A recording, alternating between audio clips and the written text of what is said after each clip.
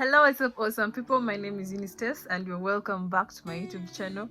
I almost forgot my intro, by the way.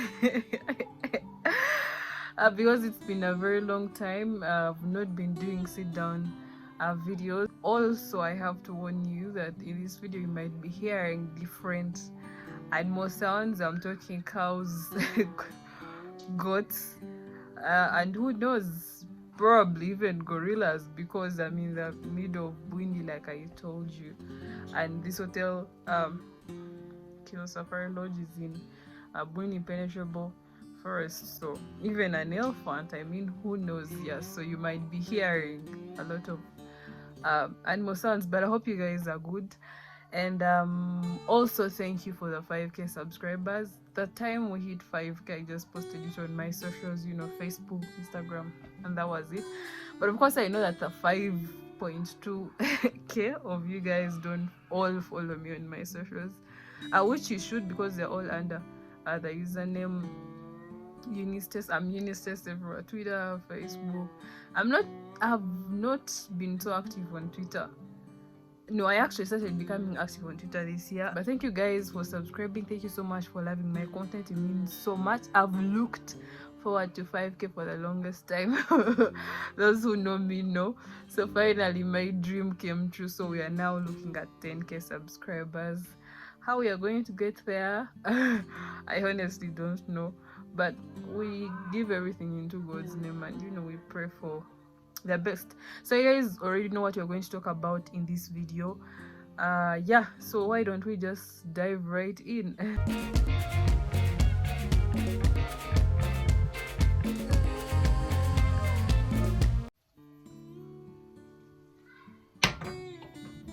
It is a very chilly morning in Bwindi. Oh god, you guys, it is very cold.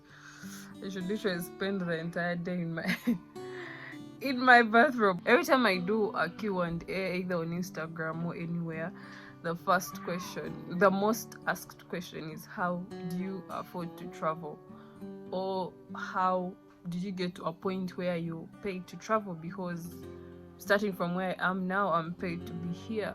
So I kept on promising myself that I would do a video. So today is the day that, yeah, I get to do that video. Mainly travel for me is something that I've always loved. I'm giving you just a little bit of background so that you understand where I come from. I can't even remember which year exactly, because I remember even when I was still like 19, I was already going for tourism related pageants. And I remember during those pageants, because they take you around the country. I mean, Uganda, that's how we do it. I don't know about the other countries. They take you to different places. So I remember wanting to win so bad, and I think I'm the only person that had reasons different from the other people, because people wanted to win for different reasons.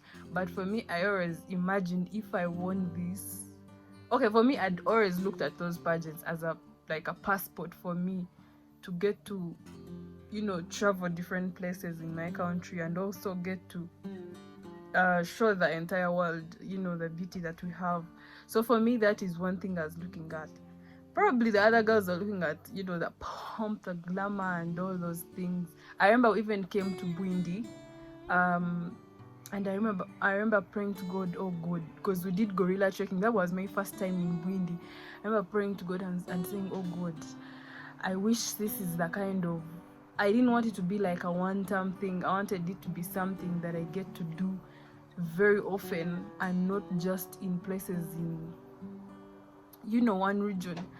Yeah, so for me, tourism is not something that I got into content creation and just decided, let me just do this. No, it might not have been the thing that I did the most when I started creating content, for obvious reasons that you guys be telling me, be asking me, oh Eunice, how do you get the money? So I'm not going to come here and deceive you guys that I'm a rich person. I'm not a rich person. As a person, if you know me personally, I cannot afford to sleep in these safari lodges with my own money. So I'm not seeing anyone. I'm not a sugar baby. I have nowhere to get the money. So I don't want people outside to think I have money. I don't have the money. I just know how to, I've just learned to brand myself, build my brand, and sell it to people out there. I also didn't have the money. That is why my first content was not anywhere very far away from Kampala. I just went to maybe restaurants at nearby places that I could afford. That is something that I also did once in a while. So when you're telling me about those things, I also understand, because it's been a process. Let, let me be honest. For the start, if you really want to start creating tourism content, to travel content, that might not have been the process that all these travel content creators went through, but for the start I had to first do free work. Yeah, that's the truth that no one tells you about. I didn't wake up one day and get approached by a safari lodge for them, and they're like, Eunice, come through, come vlog. No, that didn't happen for me. Maybe the other people that already have the connections, that might happen, but I'll just share my experience just in case that works for you as well. You have to first invest in yourself. That's the word that I was looking for. I know now that is a bit ironical because you already don't have the money, but now I'm going to talk about how the money comes in for you to do the free work. Like I said, you have to be patient, because for me, I had to wait till my first paychecks, and YouTube money, that is also a point if you're writing. YouTube money, you get your first $100. What are you going to use that money for? I feel like when people get that money, they now think about other things to do with it. But for me, I remember getting my YouTube money and thinking, okay, what do I do that will benefit my channel? So when I got that money, for me, I used it to create more content. So if you get your $100 and you know a place that you can go and spend a night at for maybe, oh god, it's going to rain. I don't know what I'm going to do. We'll have to shift inside and it's a little bit dark. Oh god, I don't know what I'm going to do, but let me try to hurry up. Yeah, so the money that I was, after some time, what was I saying? Now this rain has distracted me. Yeah, and a place that maybe you could stay at for 150. You don't have to start with the high-end places, because I mean those places charge like $300 per night and above, and you don't want to start from that, and you can't afford to start from that. Yeah, so you start from that. If there is like a place and you can stay at for 100k and it has like views, maybe a lake, such places in Entebbe, in Mukono, you can go and start there. Do the free work, put in your money, invest in yourself, and with time. Because let me tell you, when you approach a safari lodge, you have to show them work that you've done before. So what are you going to show that you've not done? I mean, for you just have a channel and you want someone to pay you to create something that you've never created before. Now put yourself in the client's shoes. Where do they start from? Yeah, so for me, I had to first invest. I think my first 3 paychecks. Sorry for the distraction. The lady she was taking my water bottles, my hot water bottles, the ones I used last night, and then she's going to bring me others. That is how cold this place is. My other point will be group trips. Group trips are always a good idea if you're a person that is, we are still talking about the stage where you don't have a lot of money, or you're not before they start paying you to travel. Group trips are always a good idea for people that are still traveling on a budget, because first of all, they're affordable. Secondly, they're affordable in a way that if you were to organize a trip on your own, using your own money, to probably like Depo, honey, I don't know which bank you will have robbed, but yeah, so it would be harder. So group trips are always around 300,000 to 400. Yeah, so that is fair. like I said, if you compare it to when you have to organize your own trip. So for the start, you can join those trips. What you have to know is that you're going on that trip as a content creator, and you're different from the other people that are traveling. Because let me tell you, one thing I realized about people who go for group trips, all they want, some people are just there for vibe. They're just there for fun, and the rest are just there for pictures. The rest are just going. The people who are just there just for just. So you have to remember that you're a content creator. So when they stop somewhere or they're looking at a certain place, you're not looking at yourself, you're thinking about your subscribers. And that is one thing that me and Nabzara did. Maybe I'll give you an example. The My Fort Photo vlogs, when you're watching those vlogs, you actually can't tell that I was on a group trip. I know there are parts where I put like a lot of people, but still that doesn't no one can come out and say it was a group trip. I'm not saying don't show people, I'm just saying think about your channel first. Wherever you stop, whatever you anything that is catchy, anything that is there to look at, just make sure you're on your camera, you're on your phone, you're doing that, and that will be easy for you. I did that with Nabzara, and it worked for us. That's why we came back with a whole load of vlogs, because all those places we visited, we were able to do those things because in a day we would go to maybe falls, hot springs, maybe what, all that was content. And also taking you back to the point of savings and YouTube money and all that, that was a time where we had gotten our check for that month. So even when the group got done, and I'm going to give you this as a tip, it was our secret. Yeah, but since I decided to share, let me share everything. Yeah, so after the group trip there, we realized there were other places that had potential, but the trip that we were on, of course, it wasn't going to take us to all those places. So we didn't come back with a group. We stayed back in Fort Porto and went to those places using our own money. And we filmed and we came back. I think each one of us had like 14 vlogs. That took us for months, because in a week you just put up like a video, 1 or 2. So it took us for some time, and we were able to, so during that time then we were saving more money. So that is how it always works. And that is also another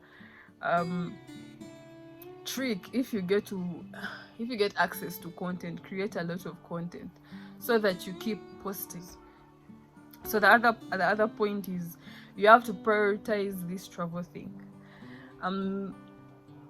It really has to be your priority if you don't have enough money, because some of your priorities are in different things. Sorry to say, I hope it won't sound like I'm judging you, but of course I'm not judging you. We are just different. So that is why I'm saying it really has to be your priority, because some of you, and I know friends personally who do nails for like 250,000. They buy shoes for 450,000. They buy makeup for, I don't know. They want to buy the trendy dresses. They want to buy, all those things. You guys understand what I'm talking about. So if you're that kind of person, it will be hard for you, because I understand the same way I like travel is the same way someone likes maybe shoes. So when you're explaining to that person that that 450 you're spending on a certain heel or a certain whatever, put that in a trip, it won't make sense to them. It's like the same way you now tell me the money that I travel with, to put it in like makeup. I told you guys I struggle with makeup. That is why I stick to this. To maybe clothes. Okay, let me tell you, it's not like I don't buy clothes. It's not like I've never bought shoes. clearly I wear shoes. You guys have seen me with shoes. But there are those who are extremely interested in other things. Those people, it is hard. You're already on a budget. The budget money is already for shoes, so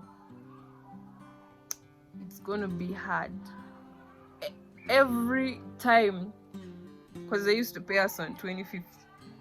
Every time they paid us, that weekend I had to be somewhere, like as a must, I had to be somewhere. For whatever paycheck I got, I had to be somewhere. So a person like me will be paying me 1.5, and I'll be knowing that like 800 is for a trip. You get what I'm saying? So if you're the person that likes shoes, clearly your 800 will also have gone to shoes, so you can't use the others that take to travel. There you'll go broke. Yeah, so for me it is my priority. You can also collaborate with tour creators, tour operators. That has also worked for me. That is how I actually was able to go to Kidepo. I collaborated with Rambura Safaris. Yeah, so with time, when you do these trips, like I said, people have to see the work you're doing, then they will approach you, and that's how you start getting free things. And from the free things, that's how you now set a price to your work. Have a rate card and do all those things. Like I said, you don't just start and say, me, I'm charging this for what? You don't have content. So for me, with time, after creating a very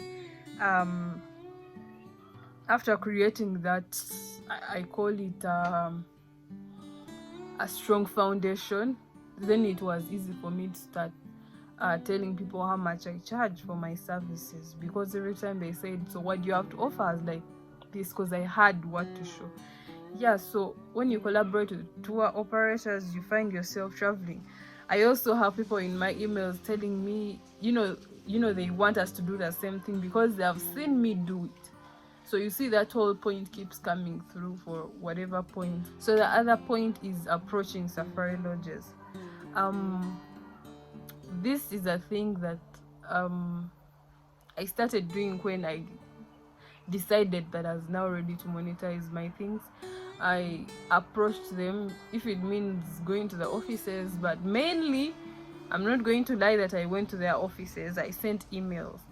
But most of Ugandan brands, their emails, some of them are just for fun, or some have them because, which company doesn't have an email? They actually don't open them, or they open them and actually don't read. So the fact that I get a safari lodge once in a while come through and accept to work with me, it is exciting, but that is like one out of like 30 or 50 emails that I've sent. So it's not as easy as it looks. So when you see me get one of these safari lodges, I've been lucky to work with Kiho. Before Kiho, I worked with